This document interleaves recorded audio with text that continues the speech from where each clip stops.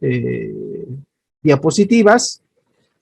Y el día de hoy vamos a iniciar con la actividad comercial y el derecho. ¿Cuán importante es tomar en cuenta el derecho, la legislación? Pero miren ustedes, si ustedes revisan el Código de Comercio, que también les he remitido en formato digital, o también se podrían comprar en las librerías cerca al Palacio de Justicia, el Código de Comercio, no sé si ustedes ven ahí, Código de Comercio, y es un poco ampuloso. ¿Por qué? Porque el Código de Comercio, imagínense, tiene 1693 artículos y está dividido en 4 libros. Extensísimo.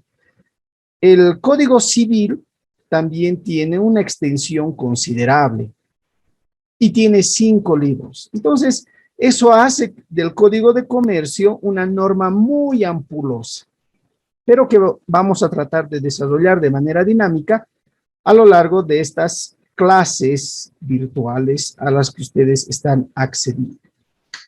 En esa circunstancia, yo voy a compartirles la Constitución Política del Estado, voy a compartir las diapositivas para que tengamos un proceso de enseñanza-aprendizaje interesante y dinámica, como les había mencionado.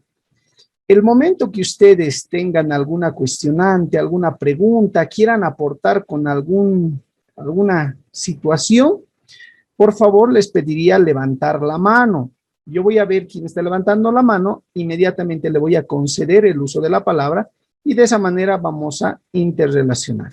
Ahora bien, aquellas personas que desean apagar sus cámaras de video por el tema de la conexión y no existe interferencias o cortes en el audio, pueden apagar sin ningún problema. Y aquellos que desean continuar con sus cámaras de video, también no hay mucho problema, pueden estar encendidas sus cámaras de video.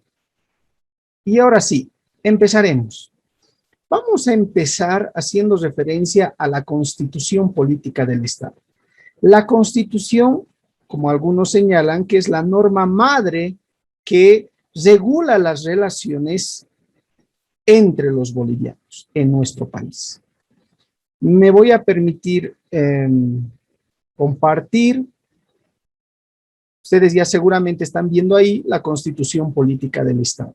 Todo boliviano, así no sea estudiante de derecho, debe tener a la mano la Constitución Política del Estado, porque establece derechos y obligaciones de las personas, pero también realiza un aspecto de estructura y organización del Estado. ¿Cómo está organizado nuestro Estado? ¿Cómo está estructurado nuestro Estado? Entonces, ese conocimiento debiera ser de todo el mundo.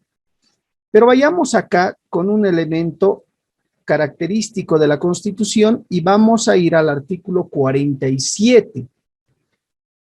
El artículo 47 que ustedes acá van a poder evidenciar señala lo siguiente: toda persona, está acá, se los voy a subrayar, toda persona tiene derecho a dedicarse al comercio, la industria o cualquier actividad económica lícita en condiciones que no perjudiquen al bien colectivo. Es un elemento fundamental que ustedes deben comprender, toda vez que desde la Constitución Política del Estado hace referencia a que todos los bolivianos tienen derecho a dedicarse al comercio, a la industria o cualquier otra actividad económica. Pero subraya un elemento muy importante acá donde estoy señalando con el cursor. Esa actividad, ya sea en el comercio, la industria, debe ser lícita y además que no perjudique al bien colectivo. ¿Eso qué significa? ¿Que existen actividades ilícitas? La pregunta. Y efectivamente vamos a respondernos que sí existen esas actividades ilícitas. ¿Cuáles serán esas actividades ilícitas? Por ejemplo, el tráfico de órganos, el tema de la prostitución, ¿verdad? Como dos ejemplos claros que son formas de comercio, pero que caen en la ilegalidad, en la ilicitud. Nuestra Constitución Política del Estado claramente señala que todas las actividades que nosotros vayamos a desarrollar deben ser lícitos, o sea, apegados a la ley. Por eso es importante que ustedes conozcan este módulo muy importante y muy interesante en su formación respecto a la legislación empresarial. Entonces, un punto de vista que no se debe perder es la licitud de las operaciones comerciales. Ahora bien, ese es el contexto constitucional, este es el contexto normativo, es el contexto jurídico, si ustedes quieren así establecer. A partir de ello, voy a compartirles, por favor, seguramente ustedes ya están viendo las diapositivas que he preparado. La actividad comercial y el derecho. En esa circunstancia, existen actividades que van a realizar las personas físicas, como también las personas colectivas, o también se denomina personas jurídicas. O sea, aquí existen dos elementos que se debe separar. Actividades comerciales que realizan las personas físicas y actividades comerciales que realizan las personas colectivas. En relación a las actividades que realizan las personas físicas o naturales, si se quiere llamar así, no hay mucho problema.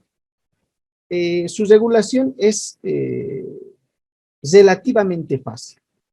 Pero sí existe un poco de controversia, un poco de estudio respecto a las actividades comerciales que realizan las personas jurídicas o las personas colectivas. Y ahí va el tema de este módulo de legislación empresarial. Porque existen sociedades comerciales. Y esas sociedades comerciales va a ser objeto de nuestro estudio. Por ejemplo, sociedades de responsabilidad limitada, sociedades anónimas, etc. ¿Cuáles son las características de cada una de ellas? ¿Cuál es el ámbito de aplicación? ¿Cuáles son los límites de cada una de estas actividades comerciales de personas jurídicas?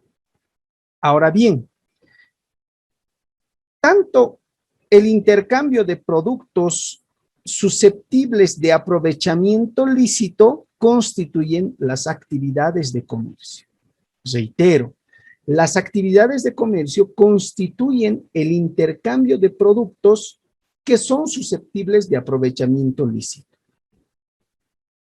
En la actualidad, también existe el intercambio no solamente de productos, también el intercambio de servicios. Entonces, la idea, la lógica de entender el comercio radica en el intercambio de servicios y productos que son susceptibles de aprovechamiento, pero lícito. Ya les he mencionado que lo ilícito escapa o está fuera de reglamentación especial. Ahora bien, nosotros realizamos una actividad de comercio. La pregunta, nosotros, ¿en qué sentido realizamos una actividad de comercio? Cuando nosotros nos vamos a comprar, un ejemplo muy clásico, muy burdo, si ustedes quieren, pero que nos va a ayudar a entender esta lógica del comercio, es que, por ejemplo, nosotros vamos a comprarnos unos pollos para poder cenar, para poder almorzar. ¿Estaríamos entrando dentro de la lógica del comercio? Desde el punto de vista de nosotros, no, porque vamos a ir a comprar ese pollo para ¿qué? Para un aprovechamiento personal. Pero desde el punto de vista del empleador, de los que sirven los pollos, ellos tienen como actividad principal y además realizan esa actividad con cierta frecuencia o en forma profesional. Entonces, ellos sí están ingresando dentro de la actividad comercial. Entonces, ahí radica otro elemento fundamental y tiene que ver con el ánimo de obtener un lucro, de obtener una ganancia, de obtener una utilidad. Entonces, ¿se dan cuenta? Dos los elementos característicos para que ustedes puedan desenvolverse en cualquier situación y ustedes puedan ver si esa actividad que están realizando o si esa actividad que ustedes están viendo ingresa dentro de la regulación del Código de Comercio o no. Dos elementos fundamentales. ¿Cuáles son? Que esa actividad que realiza tiene que ser con cierta frecuencia o en forma profesional. Es decir, se tiene que dedicar a eso, ¿verdad? Y el segundo elemento característico es que al dedicarse a esa actividad de manera frecuente, de manera profesional, pues lo tiene que hacer con la finalidad de obtener una ganancia, un lucro, una utilidad. Ahí está la razón de ser del comercio. Ahora, nuestra legislación, el Código de Comercio, establece que esa actividad de intercambio de bienes y servicios tiene cuatro elementos fundamentales. Primero, que realicen las personas, ya sean las personas físicas o las personas colectivas, independientemente, pero tienen que realizar las personas. Segundo elemento, que recaigan sobre bienes, valores o servicios de aprovechamiento lícito, no ilícito, vuelvo a reiterar. Tercer elemento, que se realice en forma habitual, con frecuencia o profesional. Y el cuarto, como les mencionaba, que tenga un afán lucrativo. Seguramente alguno se preguntará, pero hace un momento decía 2 elementos y ahora señala 4 elementos. Los primeros 2 elementos, o quiera llamarse así, características. Es decir, que la actividad que se realice con cierta frecuencia y en forma profesional es una característica. La segunda característica tiene que ver con el ánimo de obtener un lucro, una utilidad, una ganancia. Por lo tanto, esas dos tienen que ver con características del comercio como tal. Y posteriormente tenemos que tomar en cuenta los 4 elementos. La primera, que realicen las personas, ya sean jurídicas o naturales, como se dice. La segunda, que recaigan sobre bienes, valores o servicios, pero de aprovechamiento lícito. La tercera, que se realice de forma profesional o habitual, o se dedique a eso, como les reitero. Y el cuarto, que tenga un afán, una finalidad de lograr una ganancia, de ser lucrativo. Nadie pues va a ingresar al comercio a vender algún producto si no tiene o si no percibe una ganancia, ¿verdad? Yo voy a colocar, por ejemplo, en mi domicilio un café internet, pero resulta que el primer mes veo, el segundo mes no tengo ganancia, entonces lo voy a cerrar, ¿verdad? Porque no tiene esa actividad comercial un fin lucrativo. Entonces me voy a dedicar a otra cosa, ¿verdad? Ahora bien, como les había señalado en las diapositivas, el origen del derecho comercial o del comercio tiene estrecha relación con la aparición del hombre. Esos son los antecedentes históricos. Seguramente ustedes han podido ver un video que es extractado del YouTube sobre el comercio internacional. Y ahí básicamente se han podido dar cuenta cómo ha ido avanzando, cómo el derecho comercial ha ido evolucionando. Y simplemente voy a hacer una referencia de manera general para no perder mucho tiempo en estos antecedentes históricos. En una primera instancia, ustedes han podido evidenciar que el hombre era sedentario. Y poco a poco empieza a formar pueblos, empieza a formar familias. Entonces, las actividades que realizaba, los productos que obtenía de la tierra, simplemente eran para su consumo personal. Pero deseaba obtener bienes que no podía producir, ya sea por el clima, por su situación donde se encontraba, ¿verdad? Entonces, de esa manera, en la antigüedad, aparecen personas dedicadas a realizar esa intermediación de productos entre productores y consumidores. A cambio de esa intermediación, percibían una cierta utilidad. Se les llamó en la antigüedad como mercantes o comerciantes. Entonces ya aparece ese denominativo de comerciantes. En función a esa situación, las necesidades iban en aumento, lógicamente. Entonces aparece la moneda y al aparecer la moneda, un instrumento de intercambio, aparece la compra y venta como tal, ¿verdad? Entonces ahí ustedes han podido evidenciar que en China, en India, son los dos países que de alguna manera practican en sus inicios el comercio. Además, en la Edad Media se incrementa el comercio porque se descubre la brújula. Y al descubrirse la brújula, incrementa, pues, lógicamente, el comercio marítimo. Y hay un elemento fundamental. En Génova aparece el primer banco, la primera institución financiera, imagínense.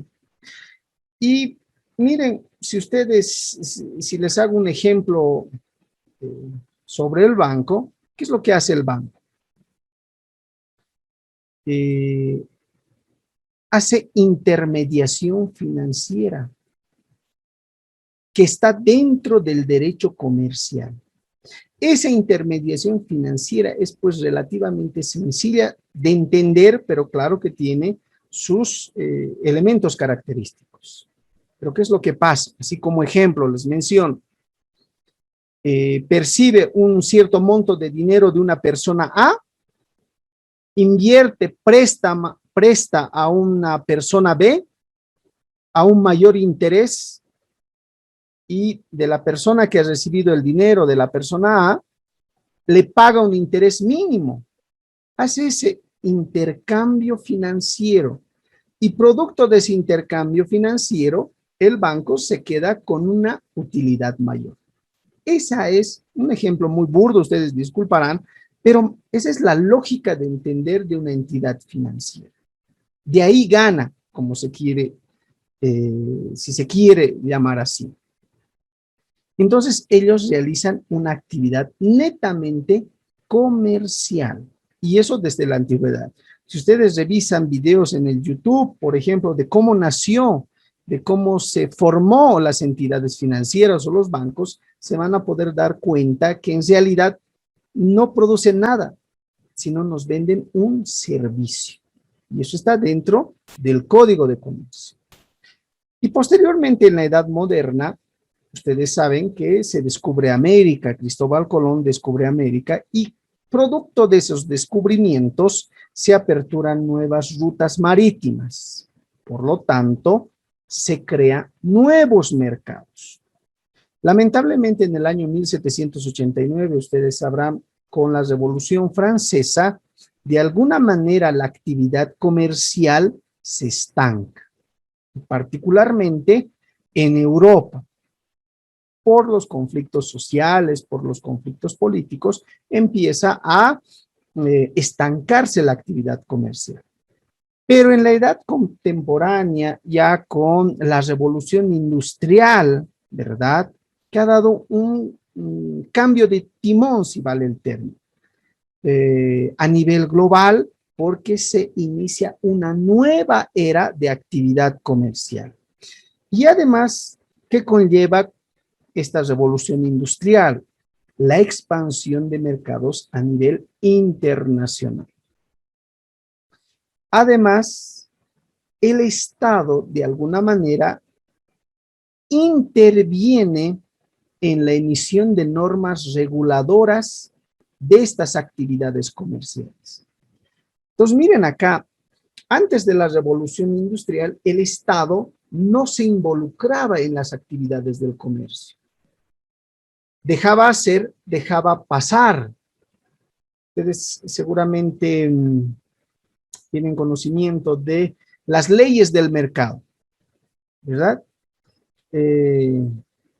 Estas leyes de mercado eran pues leyes no escritas, eran leyes consuetudinarias. No estaban codificadas, no estaban en un libro, no estaban en un código, ¿verdad? Por ejemplo, la ley de la oferta y la demanda. La ley de la oferta y de la demanda es una ley propiamente económica, propiamente comercial, propiamente del mercado. No está escrito en ningún código, en ninguna ley, en ninguna constitución, ¿verdad? En cómo funciona la ley de la oferta y la demanda, a mayor oferta, menor demanda, a mayor demanda, menor oferta, etcétera, etcétera, ¿verdad? Y eso prácticamente vemos en, por ejemplo, en cada mañana cuando vamos a trabajar. Los que descienden de la Ceja a la ciudad de La Paz, ¿cuánto nos cobran? 2.50, ¿verdad? Eso tiene que ver con la ley de la oferta y la demanda. Ya pasa 8:30, 9 de la mañana, rebaja a 2 bolivianos. En la tarde, tipo 3, 4 de la tarde, inclusive te empiezan a cobrar 1.50, ¿verdad? Pero en la noche, ya para subir de la San Francisco a la Ceja, por ejemplo, inclusive te cobran hasta 3 bolivianos. Y eso es la ley de la oferta y la demanda.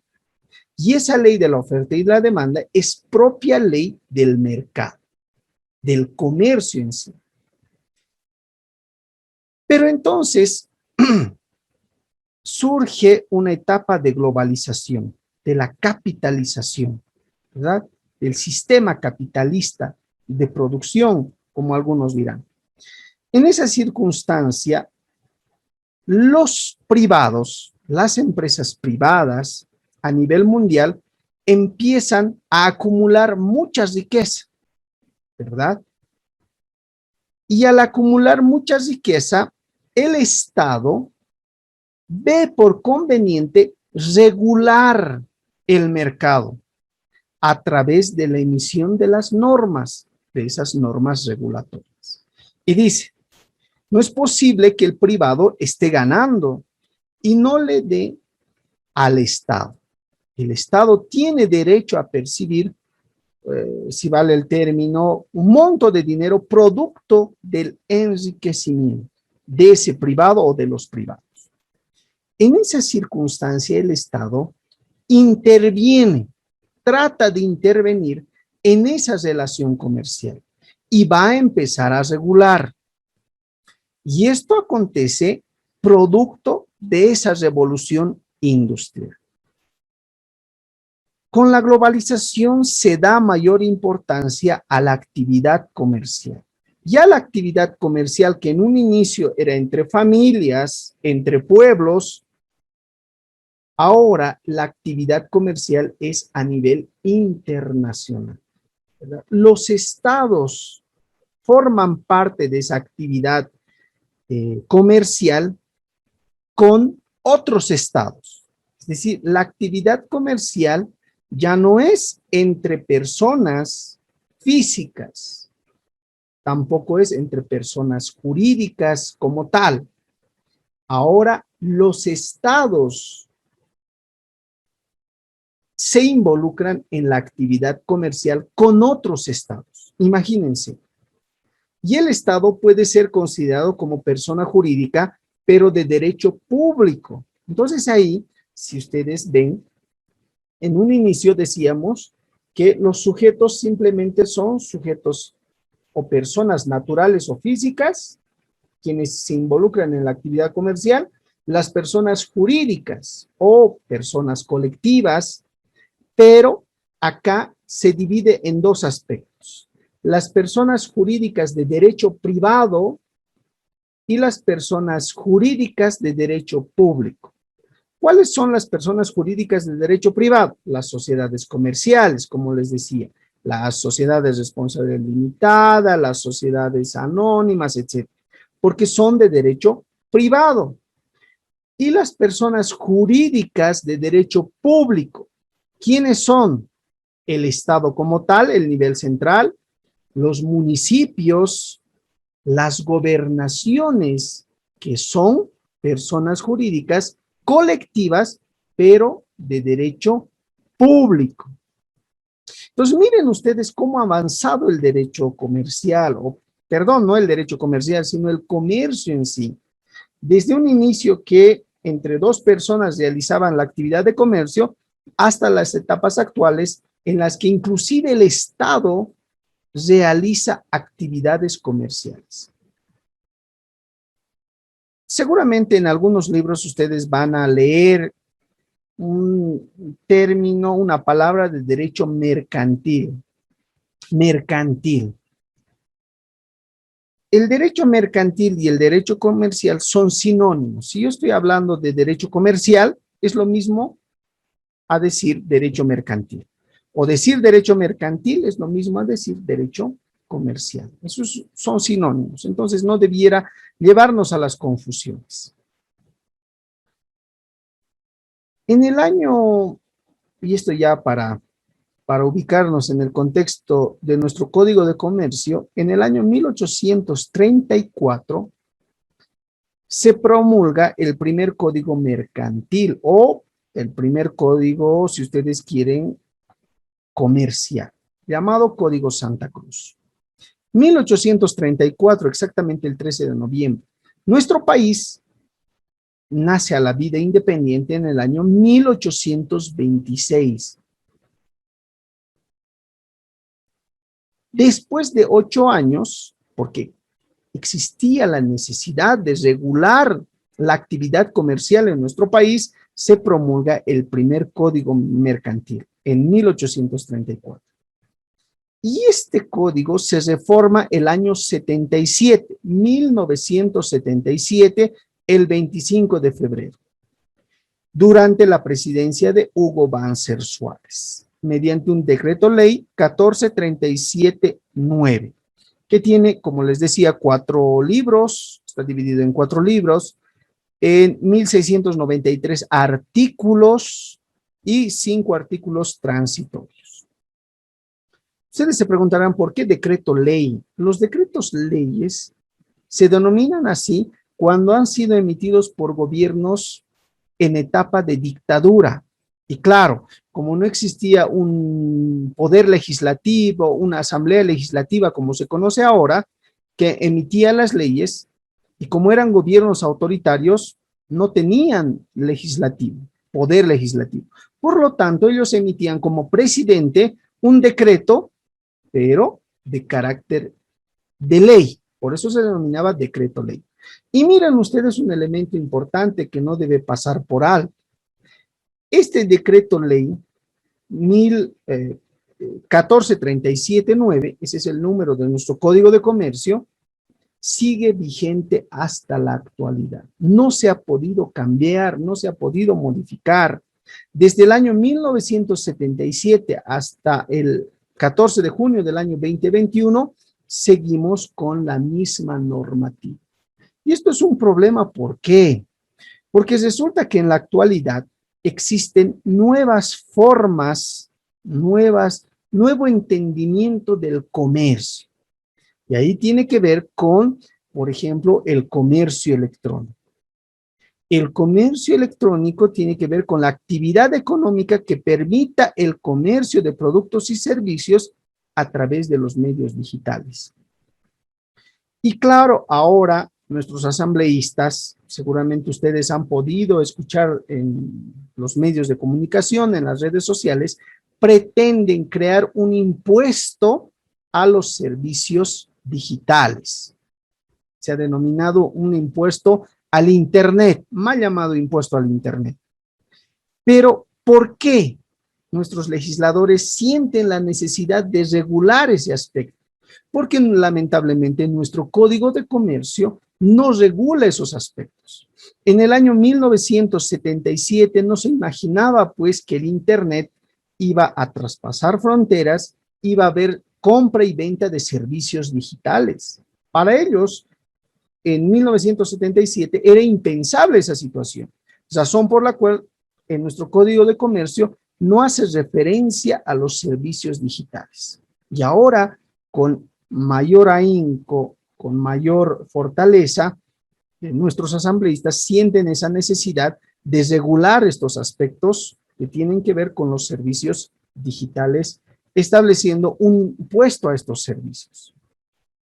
Entonces, miren cómo, de alguna manera, el derecho siempre va acompañando a las transformaciones sociales. Antes, un ejemplo para que ustedes me entiendan perfectamente, no se conocía o no se sabía cuál era el delito de feminicidio, por ejemplo. Con la implementación de la ley 348 se determina el alcance, las características, los límites que se deben tomar en cuenta en relación a el feminicidio. Entonces, la sociedad avanza. Conforme la sociedad va avanzando, existe una necesidad de que el derecho vaya regulando esas situaciones que se acontecen en la sociedad. Por eso es importante el derecho. Ahora bien, nuestra Constitución cambia totalmente. No nos olvidemos que la Constitución fue aprobada mediante una asamblea constituyente el año 2009, exactamente el 7 de febrero. Y esa Constitución cambia la lógica de entender del comercio. Esa prestación de servicios, esa situación de los elementos que les mencionaba respecto a la actividad comercial, cambia, porque el Estado se involucra totalmente en esa actividad comercial. Y les voy a demostrar, voy a compartir con ustedes nuevamente la Constitución y nos vamos al artículo 306. El artículo 306, por ejemplo, va a señalar lo siguiente.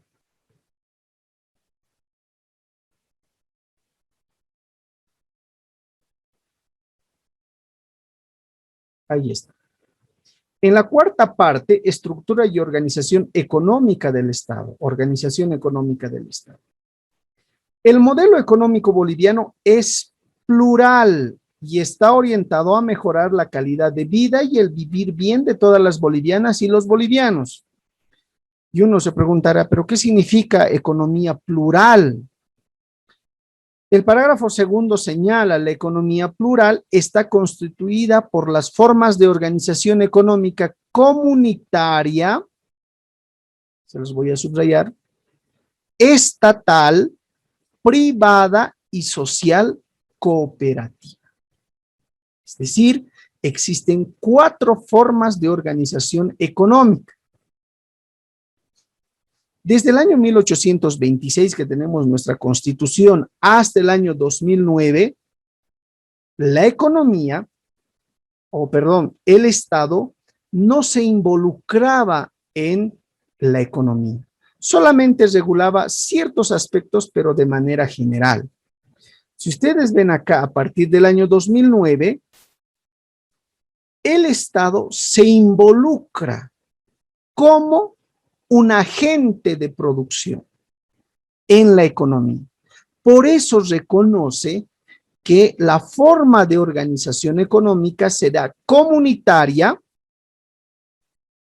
será estatal, es decir, el Estado va a producir bienes y servicios, privada, como siempre ha estado presente, y social cooperativa.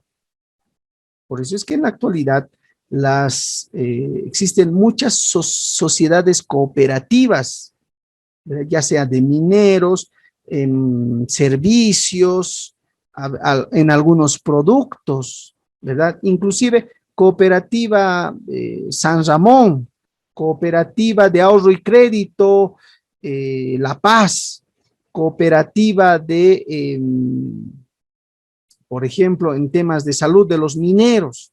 Entonces, existen varias actividades. Estas actividades, estas formas de organización económica tienen una finalidad. ¿Y cuál es esa finalidad? Que tengan un afán de lucro, de ganancia. Ahí está la lógica de entender. El Estado se introduce en la actividad comercial para generar lucro y supuestamente redistribuir esa riqueza, ¿verdad? Siempre nos han vendido esa idea y ustedes también han visto en las redes sociales, en los medios de comunicación, que, por ejemplo, Entel, el teleférico, que son actividades propiamente comerciales, y con las ganancias de esas actividades el Estado redistribuye en la sociedad. Esa es la lógica de entender del Estado. El Estado señala, no puedo dejar que la actividad o que las personas privadas realicen esas actividades y esas ganancias simplemente se lo lleven ellos y al Estado le den una miseria con el pago de los impuestos. Nosotros como Estado podemos ingresar a producir bienes y servicios, vamos a ganar con una finalidad lucrativa, pero ese dinero antes se lo llevaban los empresarios, los privados. Ahora ese dinero lo vamos a redistribuir en la sociedad. Esa es la lógica de entender por qué el Estado se involucra en la actividad comercial. Por eso es que en el parágrafo tercero señala, la economía plural articula las diferentes formas de organización económica sobre los principios de complementariedad, reciprocidad, solidaridad y redistribución, igualdad, seguridad jurídica, sustentabilidad, equilibrio. La economía social y comunitaria complementará el interés individual con el vivir bien colectivo. Muchos de ustedes o algunos de ustedes seguramente dirán, pero eso simplemente es retórica. O sea, si bien el Estado se involucra en la actividad comercial para redistribuir, algunos me dirán, pero los hechos de corrupción simplemente es para llenar. Eso es otro tema. Pero la lógica del Estado está en esa situación de redistribuir la riqueza. Razón por la cual toma en cuenta 4 formas de organización económica. Comunitaria, que tiene que ver con el tema de los pueblos indígenas, de la actividad comercial entre los pueblos indígenas, pero no solo en los pueblos indígenas, también la actividad comercial comunitaria entre los estados que forman parte de comunidades a nivel internacional, la estatal que les decía, mantiene la privada y también incorpora la social cooperativa. El artículo 311 señala lo siguiente. Todas las formas de organización, ya sea comunitaria, estatal, privada, social, cooperativa, establecidas en esta Constitución, gozarán de igualdad jurídica. Pero lamentablemente no es así, ¿verdad? Una cosa es lo que está escrito en la Constitución, en la norma, en la ley, y otra cosa, lo que sucede en el ámbito real, en la realidad. Muchas veces se ha visto que el papel aguanta todo, como quien diría, pero en la realidad es difícil su aplicación. Supuestamente la forma de organización económica comunitaria, estatal, privada, social, cooperativa, gozan de igualdad jerárquica. Pero en la realidad no es así. El Estado pretende copar todos los espacios comerciales en desmedro de las organizaciones o de las actividades o de las personas privadas. Lamentablemente, esto es así. Y claro ejemplo, en el ámbito de las telecomunicaciones, por ejemplo, sin hacer propaganda, pero Tigo, Viva, que son privadas, están compitiendo con una estatal, que es Entel. Dígame si existe igualdad entre las dos o entre las tres empresas. EMAPA, ¿verdad? Un claro ejemplo. Y muchas otras que podemos mencionar que lamentablemente el Estado les otorga privilegio porque es del Estado en desmedro de las iniciativas de la producción de las personas físicas o jurídicas, pero de carácter privado. Además, el parágrafo segundo señala: la economía plural comprende los siguientes aspectos. El Estado ejercerá la dirección integral del desarrollo económico y sus procesos de planificación. Este es un claro ejemplo de cómo el Estado se involucra en la actividad comercial, lo que no ocurre, por ejemplo, en Estados Unidos, ¿verdad? No ocurre en Estados Unidos. Pero acá en Bolivia, el artículo 311, parágrafo segundo, señala que el Estado ejercerá la dirección integral. Es decir, el Estado va a establecer los mecanismos, el ámbito de aplicación, va a establecer los límites de el desarrollo económico, de las actividades comerciales, de los procesos de planificación en el ámbito económico. Una muestra clara de que el Estado en Bolivia, particularmente en Bolivia, se está involucrando en la actividad comercial y está achicando a las empresas colectivas privadas, a las personas que quieren realizar una actividad comercial. El Estado está cooptando y lamentablemente el Estado no sabe administrar bien. Claro ejemplo, tenemos 7, 8 líneas del teleférico, por ejemplo. Y hace una semana, creo, el nuevo gerente de mi teleférico ha manifestado que de las 7 u 8 líneas, solamente 3 o 4 son rentables. Las demás no. Entonces el Estado siempre va a ser un mal administrador por la burocracia que existe. Algunos de ustedes seguramente están trabajando en instituciones privadas y otros en instituciones públicas y se van a dar cuenta de lo que les estoy manifestando. En una empresa pública, para realizar un viaje, por ejemplo, a Pando, se tiene que llenar 10,000 formularios. 10,000 es una exageración, pero es una burocracia tremenda. En una empresa privada no es así. Hoy día solicito viajar, mañana me desembolsan el dinero de mis viáticos y tengo los pasajes, sin el mayor problema. Pero en una empresa pública es muy complicado. Por eso lo vuelve ineficiente a una empresa de carácter público. Y tenemos ahí claros ejemplos: Carton Ball, Papel Ball, Teleférico, BOA inclusive. ¿Se dan cuenta?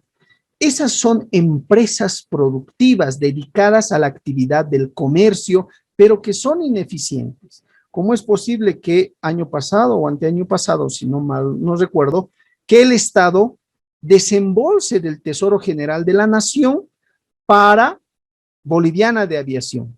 O sea, ¿acaso no es una empresa rentable Boliviana de Aviación? Más aún cuando no existe competencia privada. Y si existe, es en mínima proporción. Estamos hablando de Amazonas, estamos hablando de, ¿qué más? Creo que hay otra empresa, ¿verdad? Ecojet. Pero BOA es la principal empresa aérea y pertenece al Estado. Genera ganancias, genera utilidades. Esa ya es una discusión muy aparte. Pero les quiero demostrar cuánta ineficiencia existe por parte del Estado. Pero el Estado se involucra en la actividad comercial. El artículo 312, imagínense que señala: toda actividad económica debe contribuir al fortalecimiento de la soberanía económica del país. No se permitirá la acumulación privada de poder económico en grado tal que ponga en peligro la soberanía económica del Estado. O sea, la constitución política del Estado está señalando que no se va a permitir la acumulación privada cuando ponga en soberanía al Estado. En peligro la soberanía estatal, la soberanía económica estatal. Razón por la cual, si ustedes también han revisado los medios de comunicación, se ha otorgado un impuesto a las grandes fortunas, ¿verdad? Es que el Estado, como mal administrador, no sabe cómo generar utilidades para beneficio del Estado y poder redistribuir, ataca a los pocos privados que existen, como regulando un impuesto a las grandes fortunas. ¿A consecuencia de qué? ¿Cuál es la razón? Este artículo 312, donde señala que no se permitirá la acumulación privada de poder económico. Lo que no pasa en Estados Unidos. Y en Estados Unidos tenemos, pues, o se tienen personas que acumulan gran cantidad de dinero, ¿verdad? Y eso a nosotros como Bolivia creo que estamos en retroceso y no en avance. El parágrafo segundo: todas las formas de organización económica tienen la obligación de generar trabajo digno y contribuir a la reducción de las desigualdades y a la erradicación de la pobreza, que me parece que es correcto. Toda actividad comercial en nuestro país debe tener esa obligación de generar trabajo digno, de contribuir a la reducción de las desigualdades y pues a erradicar la pobreza, ¿verdad? Pero lamentablemente en nuestro país establecer, tratar de formar legalmente una empresa que se dedique a una actividad comercial es casi difícil porque todo el mundo, todas las instituciones, ya sean departamentales, municipales y el propio Estado, si vale el término, te pone trabas. Es más fácil constituir una actividad no legal, ¿verdad? Informal, como se dice. Y tenemos bastantes ejemplos, ¿verdad? Uno quiere contribuir al país y quiere formar legalmente su empresa, su sociedad comercial, su sociedad anónima, en la tipología que establezca el Código de Comercio, y se enfrenta a impuestos nacionales, se enfrenta al Ministerio de Trabajo, se enfrenta a una burocracia tremenda para constituir una empresa. Entonces, yo como empresario muchas veces, miren, yo asesoro a una cadena de farmacias, por ejemplo. ¿Qué me dicen las cadenas de farmacias? Ir al Ministerio de Trabajo para aperturar el ROPE, o el ROE, registro obligatorio del empleador, me piden 10,000 documentos y además tengo que pagar. Entonces, al final, prefiero no abrir mi farmacia y simplemente buscar trabajo para que otra persona se dedique a realizar esos trámites burocráticos. Entonces, estamos matando, si vale el término, las ganas de constituir una empresa, cuando debiera ser fácil, ¿verdad? El Estado nos debiera garantizar facilidades para poder constituir una empresa, así como pasa en Estados Unidos, por ejemplo. En esas grandes potencias se les facilita, se les colabora, se les ayuda, pero en Bolivia, una persona que tiene la iniciativa de formar una sociedad comercial, dedicarse a alguna actividad comercial, todas las organizaciones, todas las, tanto el Estado, el municipio, la gobernación, tienen sus propios requisitos. Y al final, eso se vuelve burocrático. Y uno se desanima de constituir una empresa, lamentablemente. Entonces, no estamos cumpliendo con esta lógica de erradicar la pobreza. Además, todas las formas de organización económica tienen la obligación de proteger el medio ambiente. Eso es lógico, se debe proteger el medio ambiente. El 316, que me parece muy complicado, por ejemplo, señala, la función del Estado en la economía consiste en conducir el proceso de planificación económica y social con participación y consulta ciudadana. La ley establecerá un sistema de planificación integral estatal que incorporará a todas las entidades territoriales. Tiene que existir participación y consulta ciudadana, imagínense, en la formulación de políticas, de planes económicos y sociales. Y ahí radica un punto que es muy peligroso para las empresas. Los sindicatos, los trabajadores pueden, cuando una empresa está, por ejemplo, no quiere pagar beneficios sociales, no quiere pagar salarios, los trabajadores, los sindicatos pueden constituir empresas sociales. ¿Por qué? Porque el Estado le otorga a los trabajadores esa facilidad, esa facultad de poder,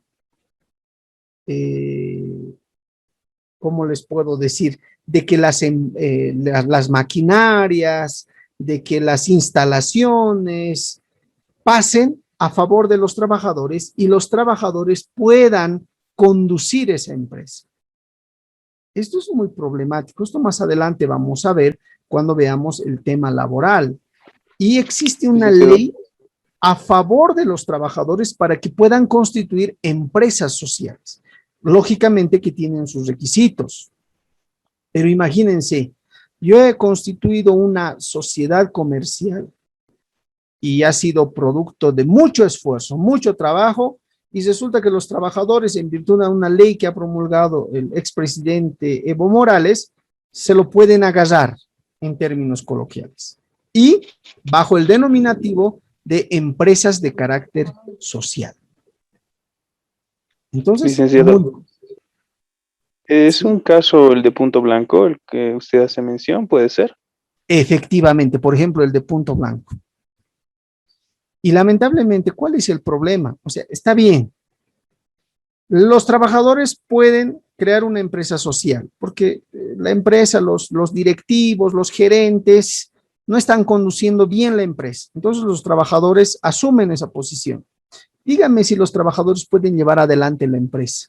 Díganme si Punto Blanco en su momento, que era una de las mejores empresas, en la actualidad los trabajadores han podido sobrellevar esa empresa. ¿Han constituido una empresa social? Sí, pero ¿han logrado sobrellevar esa empresa?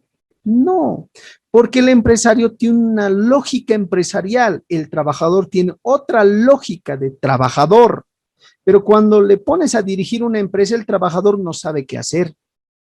Pero esto es tema de discusión y cuando veamos la próxima semana el tema laboral, les voy a explicar cuáles son las formas, los medios por los cuales los trabajadores pueden constituir una empresa social. Sí, licenciado, justamente, perdón que le interrumpa, hablaba de este caso porque evidentemente yo en un momento tuve la posibilidad de trabajar con ellos digamos, haciéndoles algunas compras empresariales, pero lamentablemente las personas a cargo, que evidentemente eran las personas obreras, lamentablemente no conocían, digamos, de estructura, digamos, de marketing, comercialización, y bueno, pues no se podían quedar en buenos acuerdos, ¿no? Lo hacían de manera ortodoxa e empírica, y lamentablemente no podíamos generar buenos tratos, y justamente notaba eso porque ya había una falencia, ¿no? No era lo mismo hablar y sin discriminar a una persona estudiada y una persona obrera, pero no había el mismo trato y carecían del conocimiento tanto del área comercial y administrativo, ¿no? Justamente era el ejemplo. Pero gracias, licenciado. Muchísimas gracias, le agradezco por la intervención y qué mejor que una persona que ha pasado por esos ámbitos, ¿verdad? Como les decía, es que el empresario tiene otra lógica de llevar, de conducir adelante su empresa. Sabe cómo desenvolverse, con quiénes tiene que hacer acuerdo, tiene que formular estrategias, tiene que negociar los precios, etcétera. Pero cuando un trabajador que toda su vida ha sido trabajador, le das el cargo de dirección, difícilmente va a poder llevar adelante esa empresa, ¿verdad? El trabajador va a la empresa, ¿qué es lo que hace? Va a la empresa y realiza 50 chamarras en la semana, en el mes, ¿verdad? Y no le interesa, perdón por el término, no le interesa si ese producto se va a vender o no se va a vender. Al final del mes, el trabajador solicita el pago por las 50 chamarras que has realizado. Pero el empresario se tiene que preocupar de que salga esa producción, de que se venda a un mejor precio. Tiene que buscar mercados para esa su producción, ¿verdad? Entonces, muchas veces dicen, no, es que el trabajador es el único que se desgasta económicamente, socialmente, y el empleador no. Para el empleador es fácil, cuando en realidad el empleador es quien se desgasta aún más, porque tiene que buscar mercados, como les decía, tiene que ver a cuánto va a vender su producto. A veces no existen los mercados, se han cerrado los mercados, entonces tiene que ver la forma de buscar otros mercados alternativos, tal vez exportar al exterior, pero el trabajador solo pide su salario y sus beneficios, sus derechos laborales y punto. Entonces ahí existe una desproporción, ¿verdad? Sería muy amplio discutir este tema, pero creo que se ha entendido a dónde quiero llegar con esa circunstancia. Debiera existir una igualdad, un equilibrio, pero lamentablemente no hay. Y el Estado, las normas laborales, lamentablemente están a favor de los trabajadores. Dígame una norma laboral que sea favorable al empresario. No, todas las normas son todas las normas laborales son a favor del trabajador. Y eso vamos a ver la próxima semana. Volvemos al tema de nuestras diapositivas. Entonces ya tenemos el contexto, ya tenemos la lógica, ya hemos entendido de alguna manera esta actividad del comercio. Ya sabemos los antecedentes históricos de manera general. No puedo establecer de manera específica, quisiera hacerlo así, pero por el tema del tiempo es imposible. Pero ya tienen la idea para que cuando quieran investigar algo, se vayan a investigar sobre estos aspectos. El artículo 2 del Código de Comercio establece respecto a la jurisdicción y competencia. ¿Quiénes son las autoridades encargadas de tomar conocimiento y resolver un caso que es controvertido? Y el artículo 2 del Código de Comercio va a establecer que quien tiene competencia y jurisdicción son los jueces ordinarios, conforme a las previsiones de la Ley de Órgano Judicial. ¿Cuáles son esos jueces ordinarios? Son los jueces públicos, civiles y comerciales. Como acá en la gráfica, juzgado público civil y comercial. Es decir, ese juez va a resolver temas civiles, pero también va a resolver temas comerciales. Entonces, alguna disputa que exista emergente de una actividad comercial, la autoridad por ley que va a conocer y decidir sobre esa controversia suscitada será pues el juez público, civil y comercial, tanto en las capitales de departamento como en las provincias también existen juzgados de provincia que van a ver estos temas. Acá hay un elemento y muchas veces se ha manifestado que la justicia no funciona. Un caso civil puede demorar fácilmente 8 a 10 años. Un caso comercial entre dos empresas, una controversia que se ha suscitado entre dos empresas, por ejemplo, una competencia desleal, quien tiene que resolver es el juez público civil y comercial. Pero como existe gran cantidad de causas sometidos a jurisdicción y competencia de estos jueces, lamentablemente la justicia va a resultar tardía. Razón por la cual, de alguna manera, existe una ley de arbitraje y conciliación. Ustedes han debido escuchar que en las redes sociales, ¿verdad?, que el exministro de Justicia, Héctor Arce, se ha adjudicado un arbitraje a nivel internacional sobre el tema del mutum. Dos empresas en su contrato tienen que establecer el no reconocimiento del juez público, civil y comercial para dilucidar sus controversias y llevarlos a un arbitraje. Esta es una forma alternativa de solucionar controversias, discrepancias entre dos empresas, entre dos sociedades comerciales, producto de la actividad de comercio. Y esto es fundamental. Lamentablemente en nuestro país es de poco estudio la ley de arbitraje y conciliación. Existe arbitraje doméstico. ¿Sí? El arbitraje doméstico se denomina así cuando la solución de controversias se va a realizar en nuestro país. Y existe el arbitraje internacional, cuando una empresa extranjera viene a nuestro país a invertir y resulta que tiene problemas con el Estado en relación a alguna controversia que se suscita y se establece arbitrajes de carácter internacional. Esto para no someterse a leyes bolivianas. ¿Por qué? Porque demoran mucho en la solución de una controversia. Imagínense a una empresa 8, 10 años esperar a la solución de su problema, cuando mediante el arbitraje se puede resolver en máximo 5 meses, 4 meses, pero existen procedimientos para irse a un arbitraje. Entonces, las empresas a nivel internacional y en Bolivia estamos iniciando, están prefiriendo ir al arbitraje y a la conciliación. Yo tengo una empresa y voy a firmar con otra empresa para realizar algún intercambio de productos, algún servicio, y en una cláusula tengo que insertar que la solución de controversias se realizará mediante un arbitraje.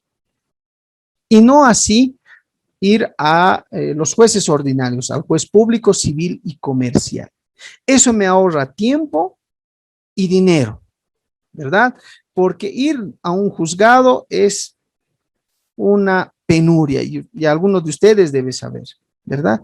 Imagínense, yo he constituido una empresa, imagínense, y tiene un límite de tiempo esa empresa. Es decir, he constituido para 3 años. Irme a un proceso judicial que me va a demorar 8 años, imagínense. Muy complicado la situación, ¿verdad? Por eso las empresas están optando a no reconocer la jurisdicción ordinaria y para suplir esa situación, están ingresando a colocar en sus contratos el tema del arbitraje y el tema de la conciliación. Más adelante, el día viernes o el día miércoles que tenemos clases, les voy a mostrar un contrato por el cual 2 empresas deciden irse al arbitraje y no así reconocer la competencia y jurisdicción de estos jueces ordinarios, ¿ya? Pero el artículo 2 del Código de Comercio señala que quienes van a resolver son los jueces ordinarios. El artículo 4 hace referencia a quién se debe entender o cómo se debe entender al comerciante. ¿Quién es el comerciante? El comerciante es la persona habitualmente dedicada a realizar cualquier actividad comercial con fines de lucro.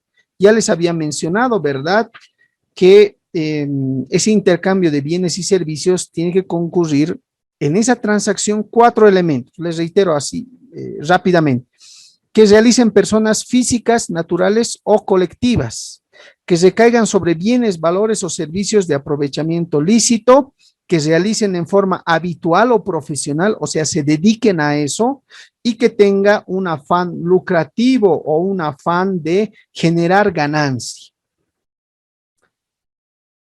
Eso en relación al artículo 4.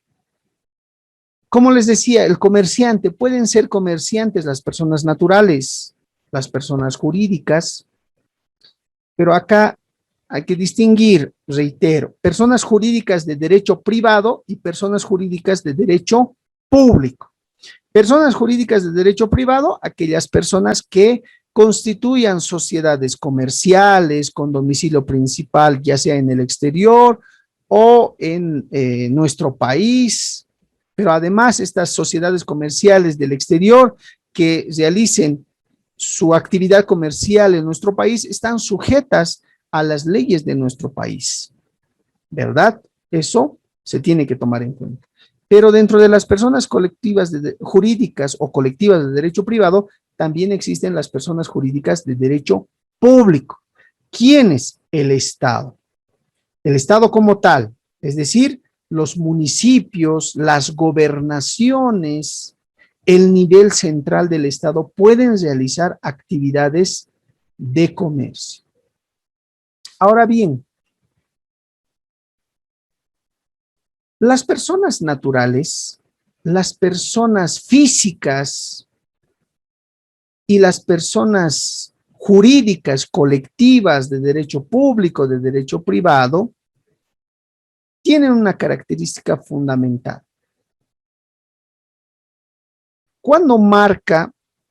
¿Cuándo se inicia o cuándo puede una persona realizar una actividad de comercio?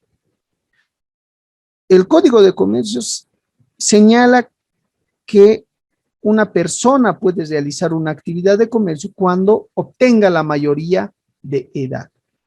¿Y cuánto es la mayoría de edad? El Código de Comercio solo refiere que una persona cuando tenga la mayoría de edad, no establece edades de manera concreta. Entonces nos tenemos que remitir al Código Civil. Cuando una persona es mayor de edad, y todos sabemos, ¿verdad? Y eso está en el Código Civil, cuando tenemos 18 años. Entonces, las personas naturales o físicas, cuando quieran realizar una actividad de comercio, tienen que tener la mayoría de edad, y eso es 18 años. ¿Cuándo unas personas jurídicas pueden realizar una actividad comercial? Cuando realicen su inscripción en las entidades correspondientes. Eso más adelante vamos a ver. Ahí marca, como se dice, su certificado de nacimiento de una empresa. Antes no puedes realizar, ¿por qué? Porque no está registrado en las entidades correspondientes, ¿verdad? Pero una persona natural, si quiere realizar una actividad de comercio, cuando tenga la mayoría de edad, es decir, los 18 años de edad. Las personas físicas responden con todo su patrimonio. Todo el patrimonio que vayan a generar las personas físicas y, por ejemplo, impuestos nacionales, ¿verdad? Les inicia un proceso a raíz de una fiscalización y era una empresa unipersonal, o sea, de una empresa física, una empresa natural, entonces va a responder con todo su patrimonio. Pero las personas jurídicas de carácter privado van a responder sus obligaciones, pero hasta un límite patrimonial. Me adelanto, por ejemplo, en las sociedades de responsabilidad limitada. Las personas constituyen una sociedad, pero de responsabilidad limitada, es decir, tienen un límite en su responsabilidad. Muy burdo el ejemplo pareciera, pero es para que me entiendan. Entonces, ¿qué es lo que pasa acá? Por ejemplo, y esto les va a gustar, yo voy a constituir una sociedad de responsabilidad limitada entre 3 personas y voy a colocar acciones, ¿verdad? Dividido entre 3, uno en el 40%, el otro 30, ¿verdad? Y ahí tienes el 100%. Resulta que no hemos pagado impuestos nacionales nunca y nos cae, perdón por el término coloquial, una fiscalización. Entonces, impuestos nacionales solamente va a poder retener fondos, va a poder cobrar ese dinero que se adeuda a impuestos en el límite que yo he puesto en la sociedad de responsabilidad limitada. ¿Se dan cuenta? No así con todo mi patrimonio. Por ejemplo, yo tengo un 100% de patrimonio en inmuebles, muebles, etcétera, pero solamente voy a constituir una sociedad, una empresa de responsabilidad limitada en un 20% de mi patrimonio. Entonces, cuando impuestos nacionales me fiscalice y yo deba dinero a impuestos, solo van a actuar en ese 20%. Por eso se denomina sociedad de responsabilidad limitada. Pero cuando se trata de empresas unipersonales, o sea, personas físicas, personas naturales, van a responder con todo su patrimonio. Así yo deba, por ejemplo, existen personas unipersonales o empresas unipersonales que deben 500,000 bolivianos, que deben 100,000 bolivianos producto de las fiscalizaciones. Y claro, impuestos nacionales va a ir a retener las cuentas de las entidades financieras, va a ir a inscribir en derechos reales, va a realizar inscripción por ejemplo, de los vehículos, ¿verdad? Va a realizar sus inscripciones en la entidad, ¿verdad? Que realiza inscripciones de vehículos, va a buscar todos los bienes para satisfacer esos 500,000, esos 100,000 que se adeudan. Pero no pasa eso cuando se trata de sociedades comerciales, porque son de responsabilidad limitada, que tienen sus características, que tienen sus acciones, y solo hasta ese monto el socio va a responder a la empresa de sociedad de responsabilidad limitada. Parece interesante, ¿verdad? Pero más adelante vamos a ver estos temas porque tenemos que ver con las sociedades comerciales. Entonces, a mí, por ejemplo, me conviene, si vale el término, constituir una sociedad de responsabilidad limitada, porque no se va a afectar todo mi patrimonio. Y no solo estamos hablando de impuestos nacionales, de otras entidades, ¿verdad?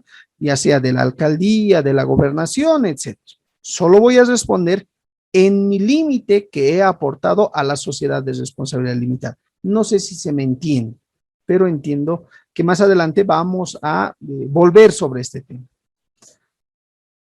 En la extinción, se acaba la persona natural, la persona física, con la muerte, tanto real o presunta. O sea, si muere una persona natural, la empresa se acabó, en otras palabras. En cambio, en una sociedad de responsabilidad limitada, una sociedad anónima, que son personas colectivas, ¿cómo termina esa sociedad? Por disolución, lógicamente. Los aportantes, los socios deciden disolverse, porque cada uno quiere constituir su propia empresa y dicen, pondremos fin a esta sociedad de responsabilidad limitada y nos vamos a disolver. O tal vez ha entrado en quiebra esa sociedad, ¿verdad? Ya no tiene ganancias, está al límite y por lo tanto vamos a hacer quebrar o se quiebra la empresa y se extingue esta situación. ¿Por qué es importante este aspecto? Porque imagínense en un tema de derecho laboral. Un trabajador o una trabajadora solicita reincorporación.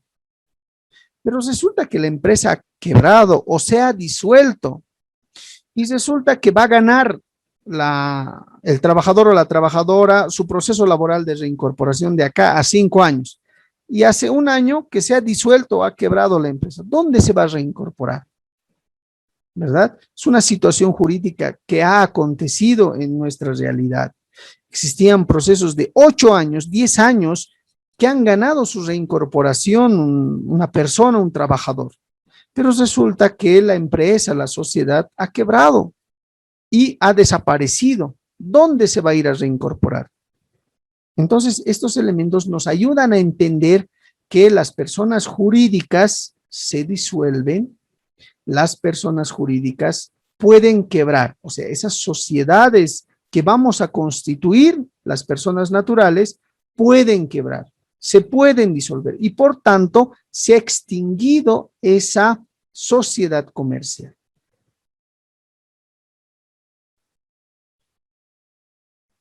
El artículo 6 del Código de Comercio señala sobre los actos y operaciones de comercio. Es muy largo, me gustaría que lo lean, pero les voy a dar ciertos aspectos. Por ejemplo, acá tengo el Código de Comercio, el artículo 6 señala lo siguiente. Aquí está. Actos y operaciones de comercio. O sea, ¿cuáles son los actos? Las actividades de comercio. Son la compra de mercaderías o bienes muebles destinados a su venta en el mismo estado después de alguna transformación, la adquisición o alquiler de maquinaria en general, la compra-venta de una empresa mercantil o establecimiento comercial, la recepción de dinero en préstamo o mutuo con garantía o sin ella, la compra o permuta de títulos, valores públicos y privados, las operaciones de bolsas, rematadores, el corretaje, las fianzas, avales y otras garantías otorgadas en actos y operaciones mercantiles, la actividad empresarial en las entidades que medien habitualmente entre la oferta y la demanda pública de recursos financieros, la actividad empresarial de entidades de seguros, a prima o mutuos, la actividad industrial dedicada a la fabricación de bienes, la actividad empresarial de transporte de personas o cosas a título oneroso, la actividad empresarial de depósito de mercaderías y bienes, así como de suministros, la actividad empresarial de depósito de mercaderías y bienes, la actividad empresarial de hoteles, pensiones, residenciales, la actividad empresarial de publicación de periódicos, editoriales, tipografías, la actividad empresarial de sanatorios, clínicas, farmacias y otras similares, la actividad empresarial de construcciones y edificaciones, la actividad empresarial dedicada a la industria extractiva, las actividades empresariales de promoción de negocios, las empresas privadas de educación y enseñanza, las actividades bancarias, como les decía, están dentro de el marco regulatorio del Código de Comercio y los demás actos y contratos regulados por el Código. Entonces ustedes pueden leer el artículo 6 con mayor detenimiento para establecer qué o cuáles son las actividades y operaciones que constituyen una situación de comercio. El artículo 7 hace referencia a los actos comerciales por conexión. Asimismo, quedan sujetos a este código los actos realizados por los comerciantes en conexión con sus actividades comerciales y los ejecutados por cualquier persona cuando tengan por objeto el cumplimiento de las obligaciones comerciales. Un artículo que me parece importante establecer es lo siguiente. ¿Qué actividades no constituyen comercio para el Código de Comercio? Valga la redundancia. Es decir, ¿qué actividades no se puede considerar dentro del marco regulatorio del Código de Comercio? Y nos vamos al artículo 8 para que ustedes puedan tomar en cuenta. Aquí está.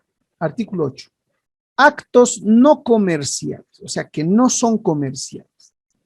La producción y negociación que hacen directamente los agricultores, ganaderos, avicultores y otros similares de los frutos y productos de sus cosechas, ganados, aves y otros, a menos que tal producción y negociación constituya por sí misma una actividad empresarial. Las personas que vienen del campo, ¿verdad? Y vienen a vender sus animalitos, vienen a vender algunos frutos que han producido en la agricultura, o producto de sus cosechas, papa, por ejemplo, ¿verdad? Creo que estamos en etapa de cosecha de la papa. Entonces ellos vienen a vender, ellos no están alcanzados por el Código de Comercio, no constituye una actividad comercial como tal, a menos, señala el artículo, que esa producción constituya una actividad empresarial. Ejemplo, en Santa Cruz, ¿verdad? La cosecha de la soya, por ejemplo, es una actividad empresarial, no es producto de una negociación, de una producción de nuestros agricultores o de los ganaderos, ¿verdad? Ellos ya constituyen como una actividad empresarial y por lo tanto están regidos por el Código de Comercio. 2. La prestación directa de servicios por los profesionales, así como la creación científica o artística y su enajenación por su autor. Por ejemplo, realizar un libro, ¿verdad? Es una actividad que no está alcanzado por el Código de Comercio, ¿verdad? Realizar un cuadro, ¿verdad? Ha realizado un cuadro, ha pintado un cuadro, no es una actividad que está sujeto al Código de Comercio, ¿ya? Es una actividad no comercial. Los trabajos u oficios manuales o de servicio de los artesanos, obreros u otros, establecidos sin condición de empresarios y cuya subsistencia depende del producto de aquellos, reitero, cuya subsistencia depende del producto de aquellos. Por ejemplo, algunos que realizan una mesa, sillas, ¿verdad? Y lo venden en la 16 de julio. Esas actividades no constituyen propiamente una actividad comercial regido por el Código de Comercio. Entiéndase bien, tal vez no me estoy explicando bien. Esa actividad que realiza es comercial, sí, porque se va a dedicar a realizar una mesa, unas sillas y va a ir a vender, ¿verdad? A cambio de entregar esa mesa, esa silla, va a recibir un dinero, ¿verdad? Está realizando una intermediación, una actividad comercial, sí, pero esa actividad comercial no está regido o no está dentro del Código de Comercio. Es decir, el Código de Comercio, este código de 1639 artículos, no va a regular esa actividad comercial. Están fuera del alcance del Código de Comercio, ¿ya? 4. Las pensiones familiares, atendidas personalmente por su propietario, cuando ésta realice esa actividad como un medio de subsistencia. Lógicamente, yo en mi casa voy a abrir una pensión y los sábados y domingos voy a vender, ¿verdad? Los alimentos. ¿Es una actividad comercial? Sí, es una actividad comercial. Pero al ser una pensión familiar y además esta actividad es un medio de subsistencia, entonces no está alcanzado, no está regido por el Código de Comercio. Reitero nuevamente, ¿es una actividad comercial? Sí, pero al ser una pensión familiar y es una actividad como medio de subsistencia, no me regula o no me encuentro regulado por el Código de Comercio. 5.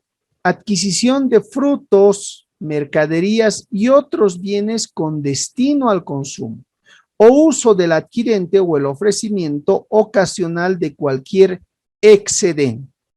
Adquisición de frutos, adquisición de mercaderías y otros bienes que son pues para mi consumo. Voy al mercado, voy a comprar papa, voy a comprar lechuga, Si bien es una actividad comercial, pero ese relacionamiento entre el productor y el consumidor, que es mi persona, no se encuentra regulado por el Código de Comercio. El Código de Comercio no me alcanza, si vale el término. 6. La adquisición y disposición de bienes inmuebles, salvo la ejercida por empresas dedicadas habitualmente al giro. Yo voy a comprar un inmueble en Cochabamba. Entonces, existe compra y venta de un inmueble. ¿Es una actividad comercial? Sí, es una actividad comercial. Pero esa actividad comercial no está regido por el Código de Comercio. Esa actividad de compra y venta está regido ¿por qué? Por el Código Civil, donde señala el ámbito de aplicación, cómo se vende, cómo se compra, etcétera. Cuáles son los requisitos, pero no así por el Código de Comercio. A no ser o salvo, como dice acá, si existe una empresa que está dedicada a realizar la compra y venta de inmuebles. En ese caso, estaría regido por el Código de Comercio. Eso es un aspecto que ustedes tienen que tomar en cuenta a momento de saber si el Código de Comercio aplica a esta actividad comercial o no aplica a la actividad comercial. ¿Verdad? Capacidad. Las personas capaces para contratar y obligarse conforme a la ley civil pueden ejercer el comercio. Como les decía, la ley civil o el Código Civil manifiesta que las personas tienen capacidad de obrar a partir de los 18 años. Es la mayoría de edad. Entonces, si una persona ya tiene 18 años, puede ejercitar la actividad de comercio sin ningún tipo de problemas. Acá, capacidad es la aptitud de una persona para ser titular de cualquier derecho, de familia o patrimonial, capacidad de goce y para hacer valer por sí misma, sin la autorización ni la tuición de nadie, los derechos de que está investida, y eso tiene que ver con la capacidad de ejercicio. El Código Civil, como les mencionaba en el artículo 4, señala la mayoría de edad y la capacidad de obrar. La mayoría de edad se adquiere a los 18 años cumplidos.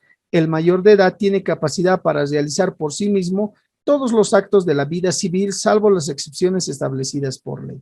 Entonces, ustedes acá podrán evidenciar que la ley civil señala que se adquiere la mayoría de edad a los 18 años y por ende ya se tiene la capacidad para realizar actos de comercio. ¿Quiénes no pueden realizar actos de comercio pese a contar con los 18 años de edad? Las personas señaladas por disposiciones legales o como consecuencia de una sentencia judicial. Existen personas que a través de una sentencia judicial se los declara interdictos o personas que no pueden realizar actividades por sí mismas.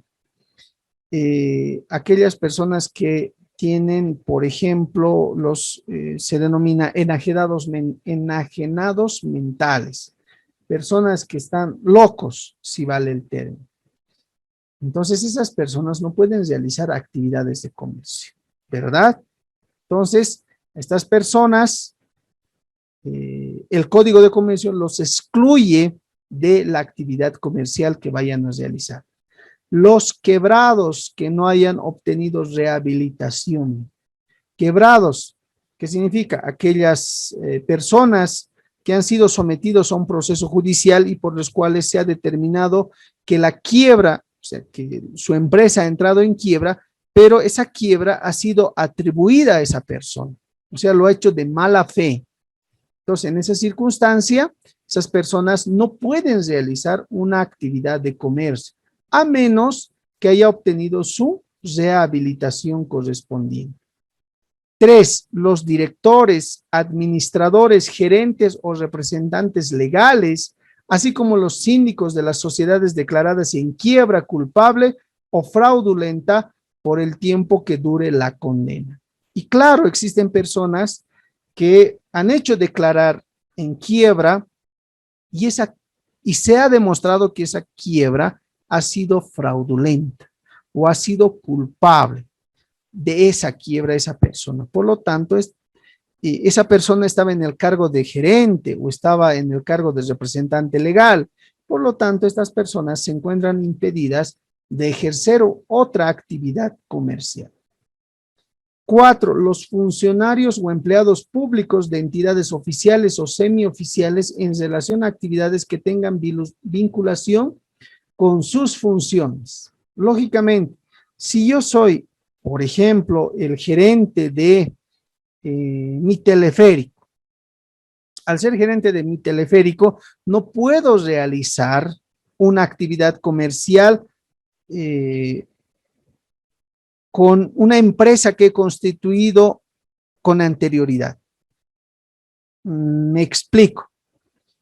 He sido con 3 personas o 5 personas, hemos formado una sociedad de responsabilidad limitada y por lo tanto, al formar una sociedad de responsabilidad limitada, nuestra empresa se dedicaba a la limpieza. Y de acá a 2 años me nombran gerente general de mi teleférico. Entonces, al realizar una actividad comercial entre mi teleférico, que soy gerente general, y una empresa de limpieza de la que soy socio, porque he constituido como sociedad de responsabilidad limitada, entra en conflicto de intereses, ¿verdad? Por lo tanto, no puedo realizar esa vinculación, esa actividad comercial, porque soy funcionario público de esa empresa y además soy socio de esa empresa que he creado. Por lo tanto, no puedo ejercer esa actividad comercial. Me encuentro impedido. Ahora, ¿cuáles son las obligaciones de los comerciantes? Todo comerciante primero debe matricularse en el registro de comercio. Y esa matriculación en el registro de comercio se la debe realizar a lo que actualmente se denomina Fundempresa, ¿verdad? 2. Inscribir en el mismo registro todos aquellos actos, contratos y documentos sobre los cuales la ley exige esa formalidad. 3. Comunicar a la autoridad competente, en su caso, la cesación de pagos por las obligaciones contraídas en los plazos señalados, por ley. 4. Llevar la contabilidad de sus negocios en la forma señalada por ley. 5. Cumplir con las obligaciones tributarias de manera prescrita por la ley. 6. Conservar sus libros, documentos y demás papeles relacionados con sus negocios por el tiempo que señala la ley. 7. Abstenerse de ejecutar actos que signifiquen competencia desleal. Y la 8, las demás señaladas por ley. Es decir, el artículo 25 va a establecer cuáles son las obligaciones de aquellas personas que quieran realizar una actividad de comercio, un comerciante. Y dentro de ellas, la principal tiene que ver con la matriculación en el registro de comercio. Una vez que se tenga esa matrícula del registro de comercio, es algo así como un certificado de nacimiento de una persona, ¿verdad? Una persona está en el vientre materno, ¿cuándo va a dar, cómo se llama, la vida? ¿Cuándo va a empezar a que la sociedad los reconozca como tal? Cuando tenga su certificado de nacimiento y se le va a otorgar un nombre, ¿verdad? De la misma manera, una empresa, ¿cuándo va a empezar a designársele como nombre? ¿Cuándo va a poder ejercer sus derechos? ¿Va a poder establecer sus obligaciones? A partir de la matrícula en el registro de comercio. En esta circunstancia, en Bolivia se denomina Fundempresa. Entonces, ese es el primer elemento. Luego, inscribir en el registro de comercio todos los actos, contratos, documentos, comunicar a la autoridad competente, llevar los libros de contabilidad de los negocios, cumplir con las obligaciones tributarias, conservar los libros, además, y lo más importante, abstenerse de ejecutar actos que signifiquen competencia desleal, ¿verdad? Esas son las obligaciones de los comerciantes. Otro elemento que debe tomar en cuenta o se debe tomar en cuenta es la prohibición de la doble contabilidad. Lamentablemente en nuestro país, lamentablemente, existe esa doble contabilidad y se lo realiza de manera abierta. El Código de Comercio en el artículo 64 va a establecer de manera clara y contundente que el llevar adelante una doble contabilidad se incurre en fraude. Los libros y papeles hacen prueba en contra del comerciante independientemente de las sanciones penales aplicables. Hay doble contabilidad fraudulenta cuando un comerciante lleva dos o más libros iguales en los que se registra en forma diferente las mismas operaciones, cuando tiene distintos comprobantes sobre los mismos actos o cuando se asientan parcialmente las operaciones. Eso es lo que señala el artículo 64. Pero como les decía, en nuestro país es casi normal, entre comillas, llevar adelante una doble contabilidad. Esto para realmente evadir ciertas cargas impositivas, ¿verdad? El, la primera contabilidad, ¿para qué? Para saber realmente cuánto de utilidad he obtenido con mi empresa, cómo está yendo mi empresa. Y la otra, la segunda contabilidad, para las instancias correspondientes, por ejemplo, impuestos nacionales, ¿verdad? Para que no establezcan un mayor porcentaje en relación a la carga impositiva. Es un claro ejemplo de cómo los comerciantes generalmente llevan adelante una doble contabilidad. Con esto hemos de alguna manera concluido esta primera parte respecto a la actividad comercial y el derecho. Espero me hayan podido entender. Si tienen alguna pregunta, alguna cuestionante, algún aspecto que no está muy claro, por favor tienen la palabra para proceder a realizar las preguntas correspondientes.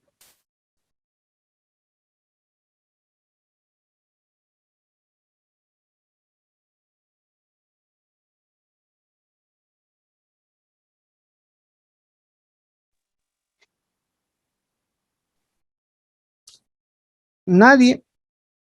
¿Está todo claro? Licen, una Licenciado, buenas consulta. noches. Adelante, por favor. Licen, aquellas empresas, bueno, los requisitos para inscribirse como empresa, bueno, los que nos habían indicado, es más para aquellas que entrarían dentro de un régimen general, no dentro de impuestos. ¿Cuáles serían los requisitos para aquellos que emprenden en microempresas, que entrarían dentro del régimen simplificado? Ellos ya no se registran al comercio, ¿no ven, Licen? O si me podría aclarar, ¿no? Un poco al respecto. Muchísimas gracias por la pregunta y eso es una pregunta muy interesante que tiene que ver eh, con lo que se denomina el tema de la informalidad. Pero ese tema lo vamos a ver, no me quiero adelantar porque lo vamos a ver el día viernes. Si mis cálculos no fallan, el miércoles no, el día viernes, por favor, me reitera la pregunta para que yo le pueda explicar porque ahí vamos a ver la tipología de las sociedades comerciales. Y dentro de esa tipología de las sociedades comerciales vamos a hacer o vamos a tocar ese punto que ustedes refieren. Entonces, por favor, yo le pediría el día viernes para que no me pueda adelantar en ese tema.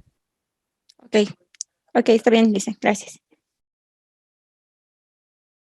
¿Alguien tenía otra pregunta? Licen, buenas noches. En realidad, claro, era profundizar un poquito más, pero como usted dice, seguramente lo vamos a hacer en el transcurso de la semana. Entonces, bueno, voy a esperar el momento oportuno para hacerlo, pero todo quedó claro. Muchas gracias. Perfecto, sí, vayamos avanzando poco a poco porque tenemos que ver las distintas tipologías de sociedades comerciales y ustedes mismos se van a ir dando cuenta. Entonces, si todavía queda alguna interrogante, alguna cuestionante, entonces los vamos a absolver entre el miércoles y viernes, pero más que todo el día viernes, porque ahí vamos a ver las sociedades comerciales, por favor. Bien, ¿alguien más?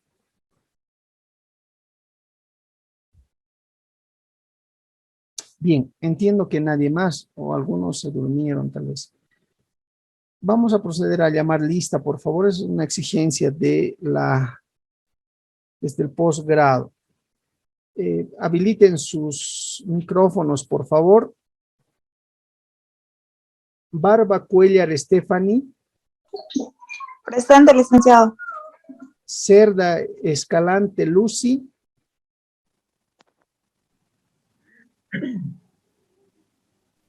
Cerda Escalante Lucy. Gutiérrez Rollano Daniel. Presente, licenciado. Perfecto. Guzmán Flores Jacquelina. Presente, licenciado.